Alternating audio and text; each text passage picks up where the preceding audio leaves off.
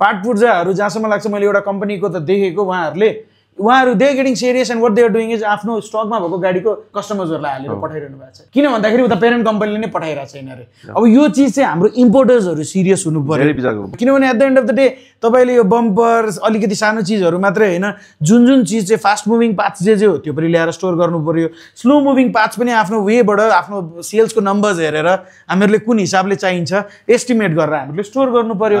Parent company तपाईँहरूको serious छैन भने तपाईँहरूले सिरियस बनाउनु पर्यो। यहाँ कति केसेसहरूमा मैले देखेको छु इम्पोर्टर्सहरूको मात्रै गल्ती छैन, त्यहाँबाट म्यानुफ्याक्चरर्सहरूले पनि यो चिज पुर्याउनलाई अलिकति गाह्रो गरेको चाहिँ मैले सुनेको छु क्या यसरी कुरा। म फेरि दिनमा मल्टिपल ब्रान्ड्सको मान्छेहरूसँग भेट्छु, उहाँहरूले दिएको फिडब्याक चाहिँ यो होइन, they are good people, they are bad people के मार्केटमा होइन। यस्ता पनि मान्छेहरू छन् जसले चाहिँ जे पाएदै गाडी लिएर आएको सर्भिस प्रोभाइड पनि गरेको छैन। यस्ता पनि राम्रो जेन्युइन मान्छेहरू जसले चाहँदै पनि हो गर्न सक्नु भएको छैन। सो वी हेभ द मार्केटमा भइ नै हाल्छ।